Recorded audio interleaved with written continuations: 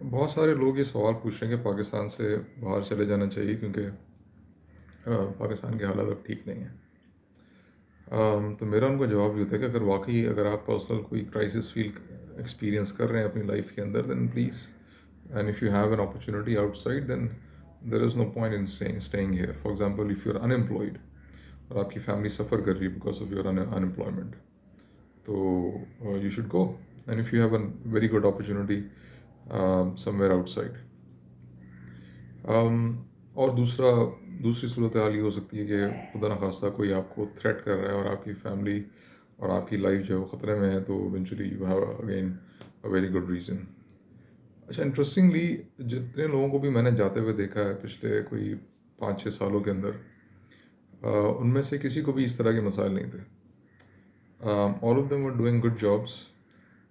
Definitely जिस इदारे में आप काम कर रहे होते हैं तो वहाँ पे सारी चीज़ें आपकी मर्ज़ी की नहीं हो रही थी, और सम टाइम माहौल भी अक्सर ठीक नहीं होता। But they were doing good jobs, they were at very good positions, and but उनके जहन में आया कि हमें बाहर जाना चाहिए क्योंकि पाकिस्तान में तो फ्यूचर नहीं है, एंड सब्सिक्वेंटली दे लेफ्ट।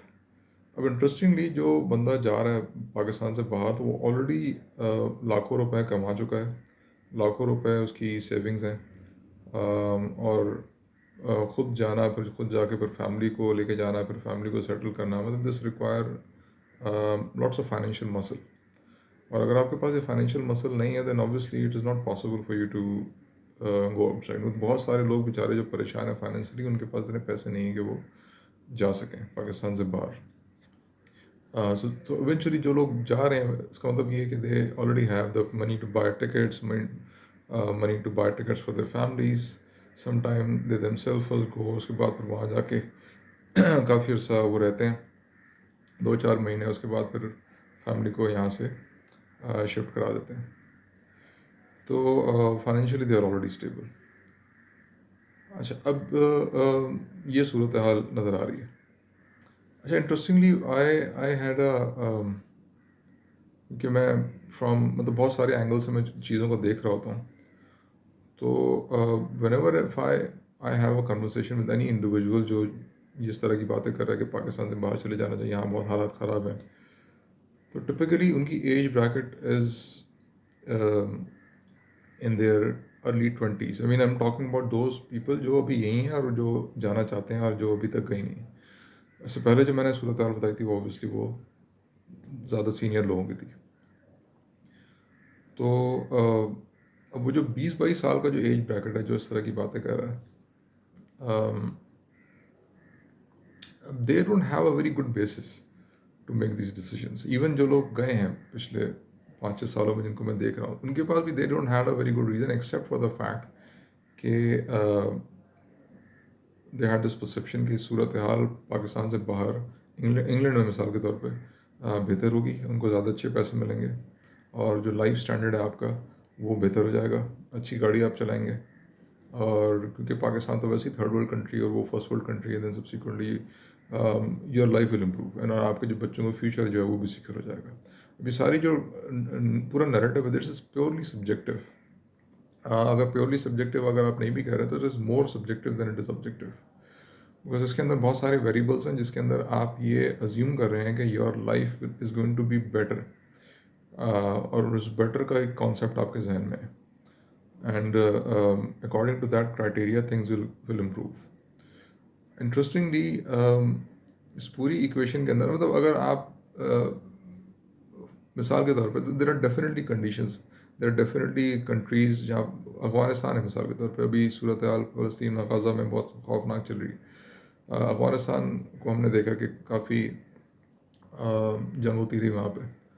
तो if you are in a situation like this, you have a very good reason to go outside of course, because your life is under threat. But अगर आपकी ज़िंदगी को ख़तरा नहीं है objectively, and you are moving to a place जहाँ पे, again, अगर if you look at the the quality of life, the overall possibility है किस तरीके से आप बच्चों की तरबियत अगर आप कर सकते हैं उस पर्टिकुलर इलाके में जहाँ पे आप जा रहे हैं, तो बहुत सारी कंट्रीज़ आपको ऐसी नज़र आएंगी, मतलब मिसाल के तौर पे मैं 2-3 मिसालें देता हूँ, फिर चीज़ें वाज़ेह होंगी। यूके की सूरत हाल इस वक्त लोगों के सामने है, ठीक है। UK may be would have been very attractive place like 1-1.5 साल पहले, बट जिस डायरेक्शन में चीज़ें जा रही हैं, things are not looking very good. तो ऑफ कोर्स अगर कोई यूके जाने का सोच रहा है तो आई वुड एडवाइस कि वो ना जाए, because of all the racism kind of a thing that is actually started.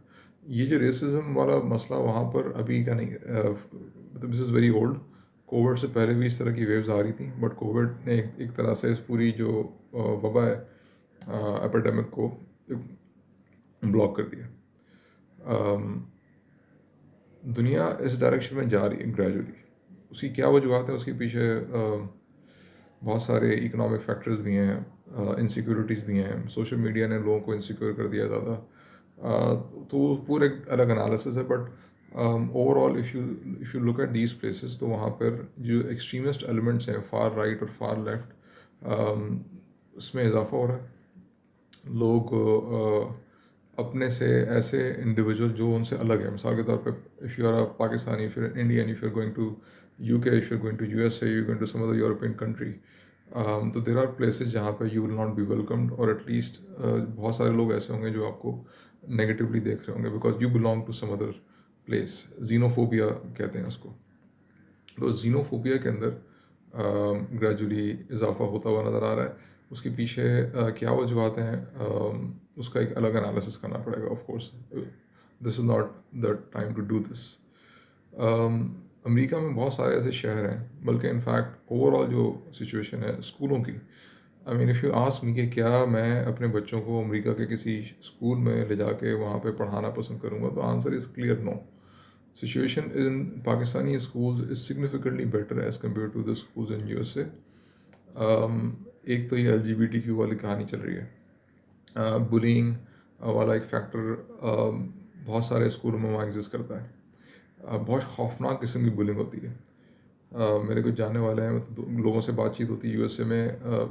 अभी एक खातून है, उसकी बेटी was admitted in a mental hospital because she wanted to commit suicide because of the bullying she was facing in the school. मतलब ये मैं directly उस खातून ने मुझे कन्वर्सेशन में बताया कि this is what her daughter is actually experiencing right now, and she don't have any other choice because दूसरे जो स्कूल हैं वहाँ पे LGBTQ टाइप की जो कहानी है वो इतनी ज़्यादा है कि वो अब she don't want to get her children involve in that particular thing also. और तो उसने ऐसे दूसरे स्कूल में रखा हुआ है जहाँ पे कुछ माहौल थोड़ा सा मजहबी है, लेकिन वहाँ जो लोग आ रहे हैं वो इतने ज़्यादा एग्रेसिव हैं, या फिर वो उनमें बर्दाश्त बिल्कुल भी नहीं है बच्चों में। सब्सिक्वेंटली बुलिंग वाला जो एलिमेंट है that is significantly high in that. अच्छा, ये एक तो ये मसला। फिर अमेरिका में स्कूल में शूटिंग्स होती हैं बाकायदा, मतलब कोई गन लेके घुस जाता है और वो कोई 8-10 बच्चों को मार देता है। And this is not a isolated phenomena, this is a very frequently occurring phenomena. थोड़ा गूगल करें, आपको पता चलेगा। वेरी फ्रीक्वेंटली, हर दूसरे तीसरे 1-2 महीने के बाद एक खबर आ रही होती है कि एक फलाने ने स्कूल में घुस के उसने जो है वो बच्चों को मार दिया। और उसमें अक्सर वो स्कूल का कोई बच्चा ही होता है, 14-15-20 साल की एज में जाके वो मेंटली किसी वजह से डिस्टर्ब होता है और वो अपना गुस्सा जाके निकाल देता है। बाकायदा स्कूल्स के अंदर ट्रेनिंग्स होती हैं, ड्रिल्स हो रही हैं कि जिसके अंदर बच्चों को ट्रेन किया जा रहा है कि अगर कोई शूटर घुस जाए आपके स्कूल के अंदर तो आपने किस तरीके से अपने आप को बचाना है। ऐसे बैग्स मार्केट में अवेलेबल है अमेरिका में, जिसके अंदर बुलेट प्रूफ वेस्ट हैं, और आप उस बैग को बुलेट प्रूफ वेस्ट में कन्वर्ट करके आप बैग को पहन लें तो that will act as a. तो ये सूरत हाल है। तो इफ़ यू आस्क मी कि क्या मैं ऐसी जगह पे अपने बच्चों को ले जाके वहाँ पे उनको एजुकेट करूँ, तो answer is obviously no. UK की सूरत हाल अभी हमने डिस्कस की। अभी जो LGBTQ वाली कहानी है that is all over the place. कोई मुझे बता रहा था कनाडा में थोड़ा सा ये इसको कर्टेल किया उन्होंने, और वो इस्लामिक स्कूल्स भी हैं। But what if you are living in an area जहाँ पे इस्लामिक स्कूल एग्जिस्ट नहीं कर रहा। अभी जो हेल्थ केयर फैसिलिटीज़ की कुछ एक वीडियो मैंने शेयर की, जब तो लोगों ने बताया कि ये सूरत हाल ऑस्ट्रेलिया में भी है, ये सूरत हाल कनाडा में भी है। मीन्स की लंबी लंबी लाइनें लगी हुई हैं, क्योंकि वो पब्लिक फंडेड है, तो उन्होंने फॉर वट एवर रीज़न उन्होंने बजट को कट किया है। I don't know what is the reason, but अगर आपने डॉक्टर को दिखाना है तो 10 15 20 दिन के बाद का अपॉइंटमेंट मिलेगा आपको इन ऑफन टाइम, मतलब even if you are critical, you need to get surgeries, आपको अपॉइंटमेंट बहुत दिन के बाद का जाके मिलेगा इवेंचुअली। ऑफन टाइम ऐसा होता है कि लोग खुद ही टोटके वगैरह करके खुद ही ठीक हो जाते हैं उस साइकिल के अंदर। But if you are critical, you don't, आपके पास दूसरा ऑप्शन नहीं है, मतलब या तो दूसरे कंट्री में आप फ्लाई करके जाएं, और जो प्राइवेट हेल्थ केयर है, it is too damn expensive for the common person to afford that. America का health care system is horrifying in this sense. UK के बारे में कुछ लोगों से मुझे पता चला, एक वीडियो मैंने शेयर की, फिर मैंने उस लोगों पे उस वीडियो पे कमेंट भी किया बहुत सारे लोगों ने कि एग्जैक्टली सिचुएशन इसी तरह की है। किसी ने यहाँ तक बताया कि समटाइम जो कुछ स्पेशलिस्ट हैं उनके 2 2 साल की लाइनें लगी हुई हैं अपॉइंटमेंट्स की। तो अब इस तरह की सूरत हाल वहाँ पे हेल्थ केयर सिस्टम की है। फिर ऑस्ट्रेलिया के अंदर भी somebody commented कि they are personally experiencing the same kind of a problem. ये कुछ चीज़ें हैं ऑफ कोर्स, और इसके अलावा और भी बहुत सारी डायमेंशन हैं। मिसाल के तौर पे आपके ग्रैंड पेरेंट्स और आपके बच्चे में ये पोते और जो नाना नाना दादा का जो ताल्लुक है, that is critically important for the health, both mental and physical health of the children and the grandparents. बहुत सारी साइंटिफिक स्टडीज़ के ऊपर हो चुकी हैं जो ये बता रही हैं आपको कि जो लाइफ एक्सपेक्टेंसी है बूढ़े लोगों की, वो इंक्रीज़ कर जाती है। They live longer if they are spending time with their grand children, and just like that parents often busy होते हैं, देन इवेंचुअली ग्रैंड पेरेंट्स की जो एक सपोर्ट है वो उनको इज़ अवेलेबल। तो जब आप अगर शिफ्ट करके जाएंगे किसी दूसरे दूसरे मुल्क में, तो definitely most likely you will be living in a nuclear family. और न्यूक्लियर फैमिली का जो माहौल है, that is not very healthy for the assuming कि वहाँ पर आपकी एजुकेशन का मसला नहीं है, वहाँ पर आपको लॉ एंड ऑर्डर सिक्योरिटी वगैरह के मसले मसाइल नहीं है। मिडल ईस्ट के बारे में लोग कहते हैं कि वहाँ पर ऐसी सूरत हाल नहीं है। Then you disconnect with a healthy social environment, which is fundamentally critical for the psychological development of your children, वो एग्जिस्ट नहीं कर रहा। और मिसाल के तौर पर मेरा बेटा जाता है शाम में, खेलता है, 8 8 10 दोस्त हैं उसके। अब लेट्स सपोज मैं उसको लेके मिडल ईस्ट में कहीं चला जाऊँ, ऑलराइट, तो सबसे बड़ा लैंग्वेज बैरियर है। एंड अगर उसकी उस तरीके से वहाँ पे सेटिंग नहीं बन पाती इवेंचुअली दूसरों के साथ, तो व्हाट ही विल डू। तो बच्चा जब आइसोलेशन में बड़ा हो रहा होता है इस तरह के किसी माहौल में, तो फिर उसकी जो ओवरऑल साइकोलॉजिकल हेल्थ है वो शदीद तरीके से मुतासर होती है। तो these are lots of different dimensions. Pakistan में of course things are not perfect at all, but I am not comparing situation from the era of PTI। मतलब अगर मैं कोई मुझसे कहे ना कि आपको कैसा, क्या आपका इस वक्त तज़िया है, तो obviously I'm not going to be very positive, but the situation Pakistan has seen in the last 20 something year। मतलब मैं कराची में रहता हूँ, कराची में 1990s में हम चले जाएं, MKM के जो और मुख्तलिफ पॉलिटिकल पार्टीज़ के साथ जो उनके झगड़े मसले मसाइल थे, पूरे शहर का जो बेड़ा गर्क करके रखा हुआ था। रोज़ाना एक पूरी लंबी लिस्ट आती थी तस्वीरों की कि ये फ़लाना बंदा मर गया, फलाना 10 10 15 का डेली का नंबर था 1990s के अंदर। फिर 9/11 हो गया, फिर उसके बाद टेररिज्म वाला एक वेव आई मुल्क के अंदर। डेली बेसिस के ऊपर धमाके होते थे और eventually often time I used to work at a factory in Hub, और वहाँ पर 2 दफ़ा ऐसा हुआ कि एक हब चौकी के ऊपर ब्लास्ट हुआ और हम थोड़ा पहले थे, मतलब हम बाल बाल बचे। अगर 5 10 10 15 मिनट अगर हम जल्दी निकलते तो हम अफेक्ट हो सकते थे ब्लास्ट की वजह से। तो 2 दफ़ा एटलीस्ट ऐसा हुआ है। एक हमारी फैक्ट्री की वैन में किसी ने क्रैकर फेंका और उस इवेंचुअली उससे 2 3 लोग इंजर्ड हुए। It was not my van, workers की वैन थी। बट इस तरह के इंसिडेंट्स बहुत फ्रीक्वेंटली होते थे। ये तकरीबन कोई 8 5 6 साल का ये पीरियड पूरा गुजरा। फिर MKM, फिर एक और वेव आई जिसमें MKM और फिर दूसरी जो बत्ताखोर पार्टीज़ हैं, इसमें PPP भी थी और दूसरी लश्कर जंग भी, और पता नहीं क्या क्या जो है वो उन्होंने बत्ते लेने शुरू कर दिया इवेंचुअली। फिर वो ताजरों को मार रहे थे, और it was a very horrifying kind of a situation.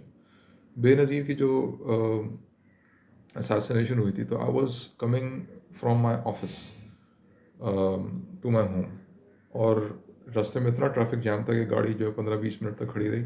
इत्तेफाक से मेरा घर जो था तकरीबन कोई 15-20 मिनट की वॉकिंग डिस्टेंस पे था, तो इवेंचुअली मैंने कहा चलो अल्लाह मी का नाम लेते हैं, निकल चलते हैं। तो पैदल मैं वहाँ से चलता हुआ गया हूँ अपने घर, और आगे पीछे से लेफ़्ट राइट फायरिंग की आवाज़ें आ रही हैं, और वो गाड़ियाँ जली हुई हैं आगे पीछे। तो this is the kind of scenario. एक दफ़ा किसी एम क्यू एम के बंदे को मार दिया उन्होंने। तो अगेन द सेम सिचुएशन, मुझे तकरीबन 20-25 मिनट बैतुल मुकर्रम मस्जिद से डिस्को बेकरी, तो this is the distance which I travelled on foot. और ये ऐसी सिचुएशन थी जहाँ पे जो पूरी यूनिवर्सिटी रोड है उसमें बसों में आग लगी हुई थी, और इवेंचुअली मैं अंदर से गलियों से पैदल घूमता हुआ फिर मैं पहुँचा हूँ अपने घर। उसमें भी अगेन, तो अब उसमें तो it was a very very horrifying kind of a situation that I have experience, और जो कराची में लोग रहते हैं उन्होंने एक्सपीरियंस की। In comparison to all of these crises, if I compare the situation right now, तो it's better. Of course, it is not. अगर आप absolute terms में compare करें तो definitely there are lots of things that needs to be improved. Um, महंगाई is definitely is a major challenge for lots of people. But situation relatively is better if you ask my. And if you somebody ask me कि मैं किसी दूसरे मुल्क चला जाऊँ और वहाँ पे ऐसे माहौल में लाइफ गुजारूँ जहाँ पे मैं बिल्कुल एक स्ट्रेंजर हूँ, और तो does not seem like good idea, specially जो डिस्टर्बेंस मेरे बच्चे मतलब मेरे बच्चे तकरीबन कोई 8-10 साल, 14-15 साल वाली एज ब्रैकेट में है, तो वो जिस तरह की डिस्टर्बेंस वो एक्सपीरियंस करेंगे, eventually that does not seem like a very good idea at this point in time. Situation future में कैसी होती है दूसरे ममालिक के अंदर, वी डोंट नो। यूके का कुछ नहीं पता था आपको, तो ज़िंदगी बहुत इन डेप्थ, मतलब जिस तरह की चीज़ें प्रेडिक्ट की भी नहीं जा सकती। And if you start making a list of problems that actually exist in every country, तो you will definitely find lots of different problem. बहुत चीज़ें बहुत अच्छी नज़र आएंगी आपको, सफाई सुथराई है, बहुत अच्छा इंफ्रास्ट्रक्चर बना हुआ है आपको, बहुत बहुत सारी फैसिलिटीज़ आपको मिल जाती हैं, टैक्स देते हुए आपको तकलीफ़ नहीं हो रही होती। सब जगह की बात नहीं कर रहा, मतलब जो मैं यूके की सिचुएशन बता रहा था अभी, वहाँ पे खातून लिटरली शी वाज क्राइंग कि यार हम इतना टैक्स दे रहे हैं इनको, और ये यहाँ पे 10-10 घंटे हमें इंतज़ार करवाते हैं हॉस्पिटल में जस्ट टू, जिसमें डॉक्टर आपको सिर्फ देख के एक पैराडोल आपको लिख के दे देता है कि जी अभी 3 दिन खाएं, फिर आगे बताएं कि what is happening. But of course we can not say कि this is the situation everywhere in the world. आपको बहुत सारी जगहों पे हेल्थ केयर फैसिलिटी ज़्यादा अच्छी नज़र आएगी, but I am not talking just about health care facilities. Situation is मतलब life is a complex thing, इसमें बहुत सारी आपको वेरिएबल्स हैं जो मैंने थोड़ा सा इसमें डिस्क्राइब करने की कोशिश की उनको यहाँ पे। तो you have to think from that, from a very holistic perspective in this sense. आप अनएम्प्लॉयड हैं, if you want to for example, मतलब देर आर सर्टेन सिचुएशन जहाँ पे स्पेसिफिकली आई आस्क पीपल कि don't, for example don't do PhD from Pakistan, get it from abroad. ठीक है, इस case में जब भी कोई मेरे पास पीएचडी के बारे में मशवरा करने आता है, तो मैं हमेशा उसको ये मशवरा देता हूँ कि पाकिस्तान से ना करें तो बेहतर है, क्योंकि यहाँ का जो एकेडमिक माहौल है वो it is going to stress you a lot. आपको कम स्ट्रेस के अंदर किसी बाहर के मुल्क से आपको पीएचडी मिल जाएगी, उसकी वैल्यू भी होगी। पाकिस्तान अगर आप वापस आते हैं तो you will have more value in this sense. तो higher for a higher education I definitely encourage people to go outside. If you are a bachelor's, you want to gain some experience for like five something years, you can go outside, see the world, what's happening, एक objective comparison करें चीज़ों का, and subsequently if you want to come back, then please come back. क्योंकि upbringing के हवाले से the environment I don't know बहुत सारी जगहों पे बहुत अच्छा नहीं है। मुझसे फ्रीक्वेंटली जब भी मैं पोस्ट करता हूँ उस तरह की चीज़ों के बारे में, तो बहुत सारे लोग मुझसे पूछते हैं क्या हम वापस आ जाएं, क्योंकि हमें आप जो कह रहे हैं वो बातें आपकी जो है वो हम पर्सनली एक्सपीरियंस कर रहे हैं। तो आई डेफिनेटली टेल देम कि भाई अगर आपके पास यहाँ पे अपॉर्चुनिटी अवेलेबल है, मतलब if you can make good money, reasonable amount of money, then please come back. Germany से लोगों ने कांटेक्ट किया है, कनाडा से लोगों ने कांटेक्ट किया है, ऑस्ट्रेलिया से एक लड़का है वो डिस्कस कर रहा है, कह रहा है कि मेरा बिल्कुल भी यहाँ पे दिल नहीं लग रहा। और जो सिचुएशन है वो कोई मतलब जो तो हाथी के दांत खाने के और दिखाने के और जो आपको खूबसूरती नज़र आती है वो उससे आपको दिल भर जाता है for some after some period of time and subsequently you are um, not happy with what is the kind of life you are experiencing, especially if you are married and if you have kids and if you need to if you're concerned about their proper upbringing, then please study के उनकी बच्चों की psychological physical और उनकी overall जो तरबियत है उसके लिए किस किस्म का माहौल चाहिए और वो माहौल कहाँ पे बेस्ट अवेलेबल है। End of course if you don't have grand parents, मतलब मिसाल के तौर पे एक इन्फ्लुएंसर है जो लोगों को मशवरा देते हैं कि प्लीज़ गो आउटसाइड, और वो बड़े रिलीजियस भी हैं, और वो मैं नाम नहीं लूँगा उनका। तो मैंने उनको थोड़ा बैकग्राउंड देखा तो वो he was an orphanage, he was an orphan. उनके पेरेंट्स का बहुत जल्दी एज में इंतकाल हो गया था, तो ये वाला जो कंस्ट्रेंट है वो नहीं है उनके साथ। Alright, and he has of course traveled in different countries, got a PhD from USA, और तो अब वो he can go any way, why because family नहीं है सच, पीछे extended family does not exist. तो in this kind of a case of course it is easy for him कि वो अपनी फैमिली को लेके कहीं भी जाके बैठ जाते हैं, ठीक है। और वो of course he is very talented, he उनकी सर्विसेज ऑनलाइन, वो मतलब जो भी अपना वो काम करते हैं वो ऑनलाइन होता है उनका, एंड सब्सिक्वेंटली ही कैन, यार उन्होंने ऑलरेडी इतने पैसे बना लिए कि उनको इतना फ़र्क नहीं पड़ता। तो अब this is a very specific situation जहाँ पे the person do not have his grand parents with him, the his children do not have grand parents, तो उनके पेरेंट्स वहाँ पे नहीं हैं। तो in this kind of a situation उनकी डिसीजन बड़ा आसान हो जाता है, ठीक है। तो ये कुछ बातें हैं, we you need to consider lots of different variables and factors.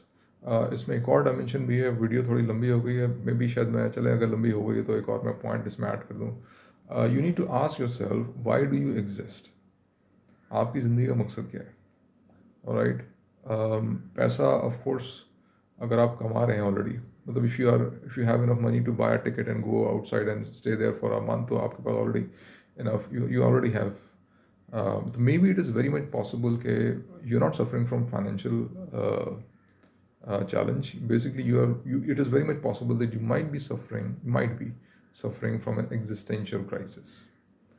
All right, आपकी कुछ ऐसी needs हैं, this is a very fundamental human need. What is my purpose of existence, why do I exist? All right, and अगर आपके पास का बहुत अच्छा जवाब नहीं है, और इसमें मेरा एक आर्टिकल है जिसमें मैंने नीड्स को डिस्क्राइब किया है कि इंसान की बेसिकली बहुत सारी नीड्स होती हैं जो हम कॉमनली डिस्कस नहीं करते, और वो टिपिकली पढ़ाई भी नहीं जाती, लेकिन साइकोलॉजिस्टों ने अपनी किताबों में उनको बहुत तफसील से डिस्कस भी किया है। तो एक बड़ी कंप्रिहेंसिव सी मैंने लिस्ट बनाई आर्टिकल में, मैं भी इसको डिस्क्रिप्शन में डाल दूंगा, उसका लिंक, उसको देखें आर्टिकल को। तो वो एक लिस्ट है नीड्स की, उसमें साइकोलॉजिकल नीड्स भी हैं, उसमें स्पिरिचुअल नीड्स भी हैं, और अगर वो नीड कोई आपकी पूरी नहीं हो पा रही किसी जगह पे, तो इट इज़ वेरी लाइकली कि वो दूसरी जगह पे जाके भी पूरी ना हो। आप डिस्ट्रैक्ट डेफिनेटली हो जाएंगे, but it is very likely कि वो जाके दूसरी जगह पूरी ना हो। मिसाल के तौर पे अगर आपका ज़मीर मुतमईन नहीं है, तो उसका सोल्यूशन ये नहीं कि आप एक जगह से दूसरी जगह उठ के चले जाएँ। अगर आपकी ज़िंदगी का मकसद जो है वो आपको समझ में नहीं आ रहा, तो उसका अगेन ये मकसद, ये हल नहीं है कि आप एक जगह से उठ के दूसरी जगह चले जाएँ। अगर आपको आपकी इमोशनल साइकिल्स का एक कॉन्सेप्ट है, इमोशनल साइकिल्स अगर आपकी पूरी नहीं होती, then subsequently you have this inner sense of discomfort, continuous discomfort, एक भारीपन होता है, आपको समझ में नहीं आता ये है क्या। It is because of this emotional cycle that you are inability to complete these emotional cycles that cause that discomfort. और if you don't understand the root cause, तो आप इधर उधर मुख्तलिफ किस्म की हरकतें करते रहेंगे, and you will not be able to, including this one, I need to go outside, and you might go and settle, but again in the long run you will not be satisfied because जो मसला था उसको आपने address नहीं किया। तो मैं अक्सर ये कहता हूँ सोशल मीडिया पे कि अगर आपको प्यास लगी हुई है तो क्या वो प्यास सैंडविच खा के बुझ जाएगी, तो obviously the answer is no. कितने सैंडविच खाने पड़ेंगे आपको? तो जितने मर्जी सैंडविच खा लें तो प्यास तो पानी से पी के बुझेगी, सैंडविच खा के नहीं बुझेगी। तो हर नीड का एक अलग एक अल्लाह ताला ने वो रखा है। तो मिसाल के तौर पे अगर मेरे बच्चे साइकोलॉजिकली डिस्टर्ब है बिकॉज हम जिस जगह पे रह रहे हैं वहाँ पे लोग उनके साथ मतलब वो दोस्तियाँ नहीं हो पा रही, तो फिर eventually that disturbance is affecting me also. So of course this is not going to be addressed by buying them gadgets and buying them मैं एक्सबॉक्स खरीद के दे दूँ अपने बेटे को कि क्योंकि उसकी दोस्ती नहीं हो रही। तो दोस्ती जो सोशलाइजिंग की जो नीड है वो सोशलाइजेशन के ज़रिए ही पूरी हो सकती है, वो किसी दूसरे तरीके से पूरी नहीं हो सकती। तो we need to understand what do we need. मसला एक्चुअली है कि why do we feel dissatisfied, alright. वो सेंस ऑफ इनसिक्योरिटी अगर हमें फील कर रहे हैं तो वो क्यों कर रहे हैं? Is it because of an objective threat that we are experiencing, or is it because of some unprocessed and anxiety because of some incident that happened in the past, or wo kyunki we are not been able to process it, therefore there is a continuous sense of anxiety that is there. तो वो अगर आपका nervous system disturb हो गया ना, उसकी calibration अगर out हो गई है तो वो बाहर जाके भी ठीक नहीं होगी, alright. And if your mind is stuck, your nervous system is stuck in a particular state, it eventually is going to find something in the external world that is going to justify its feeling, right. तो mind हमारा automatically attract होता है उन चीज़ों की तरफ जिस पे वो ऑलरेडी मतलब अगर वो आप स्टक हुए हैं किसी स्टेट के ऊपर, तो eventually your mind would automatically be attracted toward that particular experience, which is going to remind you okay fine, this is what is happening. And oftentimes people mistake the cause because of these this particular phenomena that I'm very मतलब मैं अभी बहुत अच्छा काम नहीं कर रहा उसको डिस्क्राइब करने के लिए, उसके लिए अलग मुझे वीडियो बनानी पड़ेगी। मतलब often time we are reacting to our past experiencing because of the trigger that actually happens in the present. And I think I need to make another video to explain this point. तो I think मेरे ख्याल है काफ़ी सारी बातें हो गई, तकरीबन आधा घंटा हो गया। इसमें इसको कंक्लूड करते हैं यहाँ पे। Thank you very much.